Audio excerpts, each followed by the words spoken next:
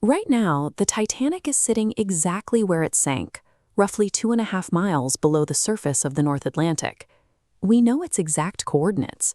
We've sent cameras, submarines, and even paying tourists down to look at it.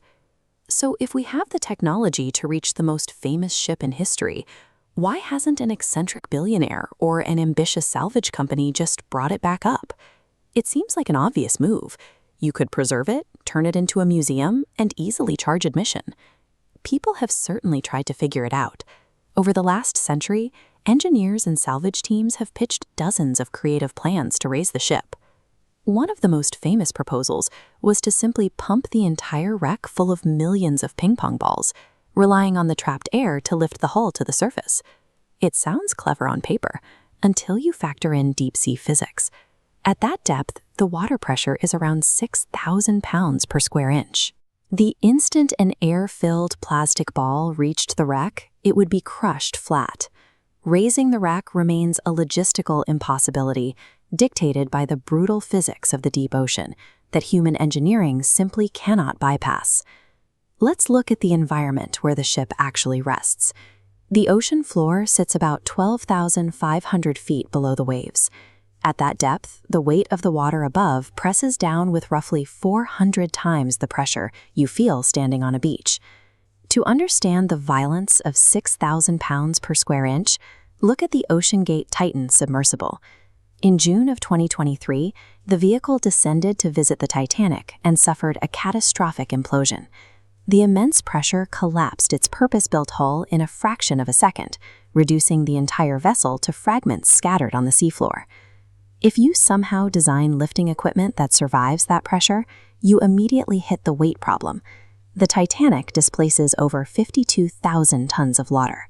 There is no crane on Earth that can hoist that load, and no material we currently manufacture that has the tensile strength to endure that much pulling force from 2.5 miles down. And you aren't lifting a solid object. The ship tore in half as it sank, leaving the bow and stern separated by about 2,000 feet. The steel has spent over a century corroding in freezing, salty water. Entire sections of railing are gone, and the decks are actively buckling inward. If you managed to attach cables and pull upward, the hull wouldn't rise. The remaining structure would simply disintegrate under its own mass. We actually know exactly how difficult this is, because a salvage company did manage to bring up a tiny fraction of the ship. In 1996, an expedition targeted a massive section of the outer hull lying in the debris field, a 15-ton slab they called the Big Piece. They attached diesel-filled flotation bags to the metal, slowly hauling it toward a fleet of cruise ships packed with paying spectators.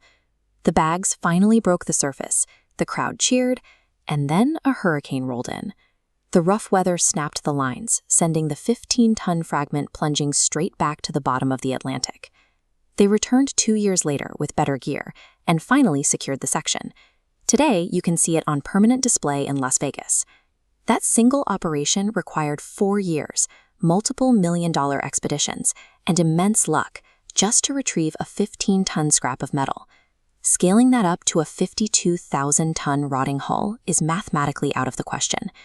Even if physics allowed a rescue, the window of opportunity is closing as a massive living ecosystem actively consumes the wreck.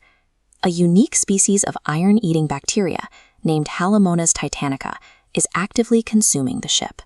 These microbes extract the iron from the steel plates and leave behind fragile, hollow tubes called rusticles that blanket the wreck. This colony eats away hundreds of pounds of iron every single day. Support beams are thinning, and entire sections of the upper decks have collapsed into the lower levels, burying areas that were clearly visible just a few decades ago.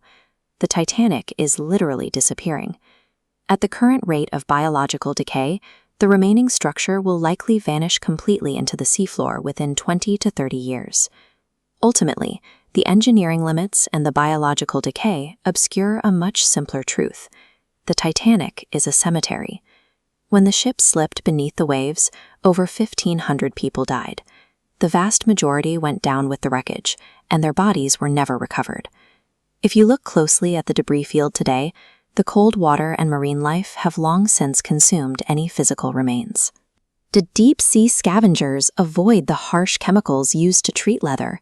So exactly where passengers fell, pairs of shoes remain resting side by side on the ocean floor. Acknowledging the weight of this history, the international community stepped in. The United Nations officially declared the wreck a protected cultural heritage site, and modern treaties between the United States and the United Kingdom strictly control who can visit and what they can touch. We leave the Titanic exactly where it is because we have to and because we should.